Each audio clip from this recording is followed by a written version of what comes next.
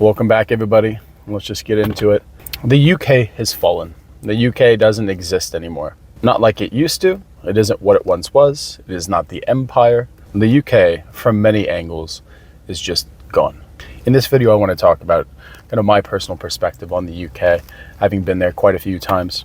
The first time I visited the UK was in 2017, I believe. Recently gotten out of the military. Wanted to go travel without the military because that's not near as much fun. And though it wasn't the first place I went to, it was certainly on that list. My family, if you can look at me, see this? This is like British Isles stuff right here. This is British Isles stock. So anyway, I wanted to go there. So I got on a plane from Athens and I landed in Stansted and I rented a car and I just started driving. I really didn't go to London until the very end of that trip. And I'm glad that I didn't, because London is just horrible. London's a bad place. London in one small area is very nice. In one small area, it's what you'd say, it's English, it's British. The rest of it, no, not at all. But in that trip, in that traveling around, meeting as many people as I have, because I'm a fairly social person, what I realize is that, number one, the UK only exists in the movies now. The UK exists in media. There is a sense of what it is to be British. There is a sense of what it is to be English, Welsh, Irish, Scottish. But I think that in most part now, to actually see that, you actually have to just watch a movie. You have to watch a series. One of the things that draws so many tourists to Scotland is either watching Braveheart or Outlander or something like that. A simulacrum of the Scottish life, Scottish lifestyle, Scottish history, but not reality at all. And even just communicating with the people, if you take away the horrible, horrible accents that they have, I'm not just talking about Scottish people, and people in England, it's not all Harry Potter, you know what I mean?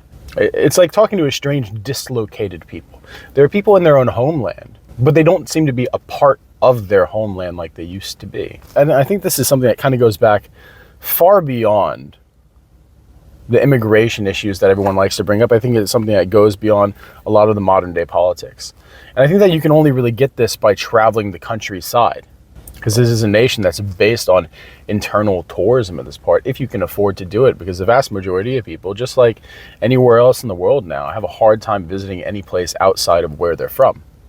It's cheaper to fly to another country in Europe than it is actually to take a train to many parts of the UK.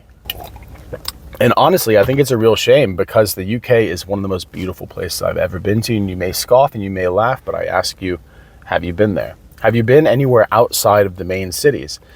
If you've gone, maybe you've seen the Highlands, absolutely beautiful. Maybe you've seen the Lake District, but if you just take a drive, lush, green, rolling hills, sheep, a castle, a fort, some kind of ruin, no matter where you go, it's there. It's a place where their lineage and their history is dug so deep into the soil. You go a few more inches and you hit a different era in time. And the history there is as layered as the populations that have come and gone.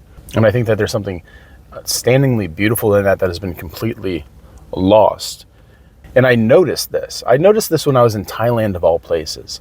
I was in Thailand, I went to a Starbucks. I sat down and some old British guy came up and started talking to me. I was reading a book. He liked the book I was reading, started talking. He starts talking about his homeland, right? Although he lives in Thailand, of course, like everyone, they have that kind of call to the homeland. And that's kind of one of the sides of being a digital nomad or being retired abroad that you'll never really shake, I think. Even if you say that you have no desire to go back to your country, you always have an affinity for it, an affinity for your people. So this older gentleman comes up to me and I have him sit down and we start talking. He asked me about politics, because I'm from America and that's the only thing that we have in our culture left is our politics. And in talking to him, he kind of like talks down to me about cultures. And I have a serious problem with this, because I'm like, what culture do you have now? And he's like, oh, you should see our churches. You should see this and this and this and this. And for me, that's the big thing. It's the churches. I think the churches in the UK are some of the most beautiful churches in the world. And it's more for just the architecture. Although if you've been to like Winchester Cathedral, been to the Cathedral of Salisbury, they are magnificent, truly magnificent. But I think that the most important thing is the history that lies inside of those, is a history that's buried into the ground of these great cathedrals and churches. In the walls, in the floor, the history of the region is written down. It is immortalized. The actions of heroes of the day have been emblazoned on the ground. What they've done. Look who's here. Patrons and people of meaning, people of substance, people of consequence are interned Every step you take, you step on the bones of a forefather. And perhaps you didn't even notice this when you went to these churches. Perhaps it's just something that you glanced over and you're like, oh, this is kind of cool. It's kind of creepy. But what you'll notice is like these dates, these tombs, these graves, like they have an end. It seems to be a practice that they stopped doing at the late 1800s, maybe not after World War I. Usually in the 1800s, if you're talking about more regional churches out in the countryside, and I think that has more to do with the Industrial Revolution, populations moving into cities. And I think that is maybe the beginning of really what broke the British identity. And go to these old ruined churches, these old ruined cathedrals, and kind of look at all of the people, the names that have go from century to century to century, one church built on top of another, going back 1500, 1600, 1700 years, back to Roman times. And see that the same families, for the most part, have been in these places. They've carved the land. They built the church. They built the towns. They built the roads. They are part of the land. When you're dislocated from your land, like I think what happened in the 1800s, you lose your connection to that land. And it's one of the biggest reasons that Afghanistan has never been beaten. Afghanistan has never been beaten because you have to beat the land to beat the people, and you can't beat the land. I think that's what the UK used to be. People were so entrenched, they were so dug into their communities that even if you brought people in, even if you conquered it, eventually you'll leave and we will carry on. And I don't think that that's what the UK is anymore. I think that in order to have that, you have to have such a strong sense of identity. So going back to that older gentleman I'm talking to, he lists all these things out. I'm like, these are things that have no importance in your society anymore. And they used to be the centers of society. They used to be the center of commerce, the center of business, a place where you knelt down and made oaths and promises on the bones of your ancestors. These aren't things that are easily broken. And now promises and truth really have no importance in our society. And I think that's more of a global thing. It isn't particular to the UK, but I think the consequence with the influx of different populations coming in, I think it has more of a consequential effect. Because you disconnect the people from their land and they lose their identity. They can't voice their claim on a place that they know nothing about anymore. I think this is one of the reasons why people aren't taught history as much as they used to be. Because if you rob people of their history, they have no claim on history.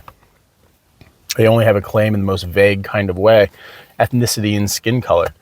But not being able to actually identify the importance of the culture, the importance of the events that they've participated in from century to millennia. In America, we only have a few hundred years. In the UK, it goes back to the Bronze Age. It goes back before that. Its civilization has been developing there uniquely since the Bronze Age. And now it's at a point where to be British means what? To be British means the same thing as it is to be an American. It's not a title of claim. It's not a title of birthright. It is just a label that can be placed on anyone. And when your nationality becomes a label, just a descriptor, it loses all power. And that's why I say the UK has fallen. I mean, even just look at the people when you go there. Look how much they've changed. The UK used to be a place of strength. Its people used to be known as just some of the best fighters on the planet. I mean, they took over the planet. The British Empire reigned for hundreds of years. It carved the world into what it is today. And now when the people go to visit their culture, they become tourists in their own land with no real connection to it. You can tell me about cathedrals. You can tell me about churches. You can tell me about Hadrian's Wall. You can tell me about all these beautiful places. You can tell me about all these beautiful monuments, but what connection do you have to them anymore? You are not the same kind of British that those British people were. You're not the same kind of English, Scottish, Welsh, Irish that those people were. And I think the world is worse off for it. You know, for people who say that, the UK has no culture, and people that say it's a place with zero culture, I think that they might be right about this, but it's definitely not a place without history. The UK has one of the most important histories on the planet. For anyone who's in America and is like, oh, well, what's important about them? America wouldn't exist without the English. Our legal system wouldn't exist without the English. Our idea of right and wrong and fairness and government accountability wouldn't exist if it wasn't for the English. And though I may say English and I may say UK, I do understand that there's a difference, but I think at some points, especially some points in history, we need to be a little bit more specific. The UK is in a real rough spot, and I don't think that it's over. I was lucky enough while I was in the service to spend a couple weeks working with the Royal Marines. And they're some of the toughest people I have ever known, hands down. Hard men, you know, and can drink pretty much anyone under the table and then could outrun them the next day. Amazing to see what they could do. Amazing what they can do in an artillery battery. Absolutely. So I think that nature is still there, but I think it is now held back by the predatory vampiric culture that's taken over what it used to be. I think English people, I think Scottish people, Welsh people, Irish people aren't actually allowed to be themselves anymore. They're not allowed to speak about sovereignty. They're not allowed to speak about independence. They're not allowed to speak about their own countries and that their own countries are specific and are culturally independent and have the right to continue to be so. Or to say any of this. And this hurts me because I know that the free speech laws there are so bad that me even broaching the subject puts me in danger of not being able to go back. And I think that that's a real shame because the UK means a lot to me. I remember going to a church in Wales that my family helped build, or some of the smaller places in England that my family are from as well. And I can say that they are some of the most beautiful places I've ever been to. You know, once you leave the cities, it is a special place. And it's a real shame because the people deserve better. Because the people from the UK are, I think, a special kind of people. Because they are the legacy holders of one of the greatest cultures ever to grace this planet. But their legacy has been stamped out or robbed or sold to other countries. And that's a real shame. And if they dare to speak up about it, they can be thrown in prison. They can be fired. They can be thrown on the streets if the people making the decisions had their way. And it's all for the benefit of who knows? Who knows? It all seems to be to the benefit of inoffensiveness in general. So it's a real shame. But anyway, that's all I have to say for today. So my friends from the UK, if you're watching this, hey, no hate. I love you guys. I absolutely love you guys and hope when I come back and I bring my family that I don't get turned back at the border because I made this video. But you guys are fantastic. Thanks for stopping by. Drop a like and subscribe. Stick around for more. Look at some other content. You guys are amazing and I love you and you have a great day.